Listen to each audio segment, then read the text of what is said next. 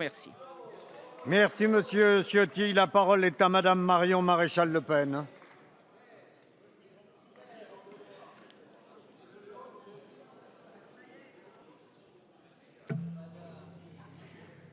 Merci Monsieur le Président, Monsieur le Ministre, chers collègues. Que de temps perdu une fois de plus autour de grosses ficelles politiciennes, alors qu'il serait grand temps enfin de prendre les décisions qui sont réclamées à corps et à cri par les Français. Je pense notamment au rétablissement de nos frontières nationales, maintes fois promis, d'ailleurs le même jour que cette réforme constitutionnelle, suite aux événements du 13 novembre, mais qui n'ont jamais été effectifs. Au lieu de cela, nous voilà réunis parce que le président de la République et son chef de gouvernement ont décidé de gribouiller à la va-vite notre texte fondamental.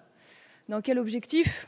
J'imagine, pour tenter de rassurer nos concitoyens légitimement inquiets de se voir dirigés par un gouvernement sous tutelle d'une Union européenne passoire où les flux migratoires ont atteint des records en 2015.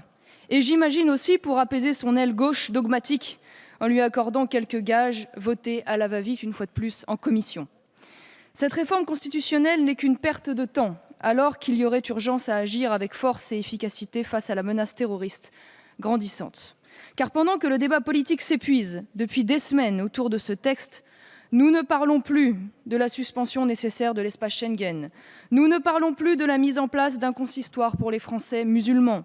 Nous ne parlons plus de la fermeture des mosquées salafistes officielles et officieuses, qui sont plus d'une centaine identifiées dans notre pays et dont une dizaine à peine ont été fermées de façon temporaire.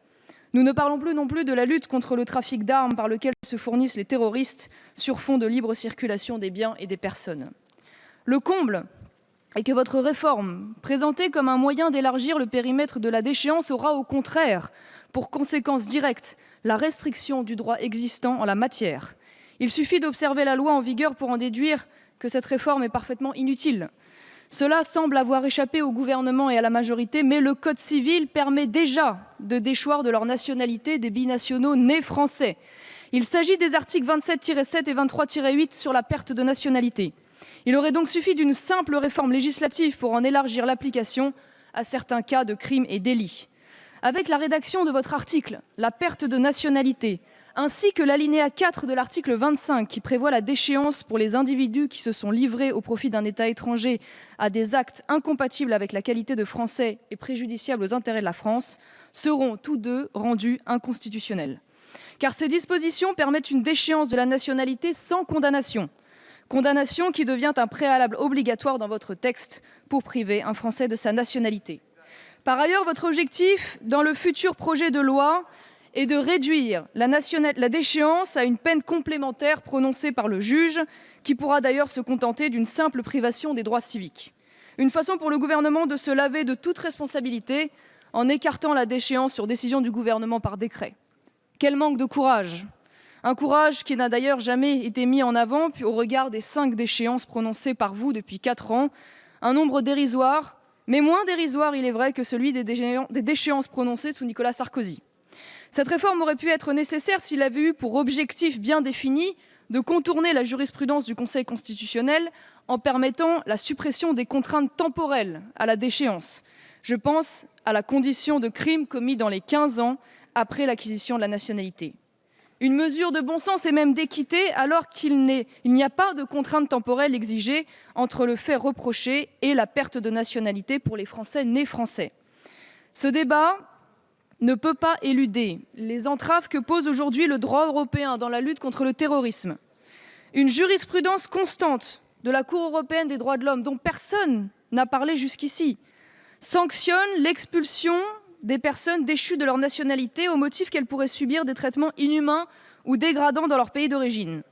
C'est pourquoi certains terroristes ont pu échapper à leur expulsion, comme le terroriste franco-algérien Djamel Begal, caché au fin fond du Cantal, qui a pu apporter en son temps son aide aux frères Kouachi. Que compte faire le gouvernement de cette jurisprudence qui vide la déchéance de son utilité en empêchant l'expulsion ? Comptez-vous refuser d'appliquer cette jurisprudence ? Permettez-moi d'en douter, alors que cela fait bien longtemps déjà que le gouvernement français est incapable de faire valoir ses intérêts face aux instances européennes.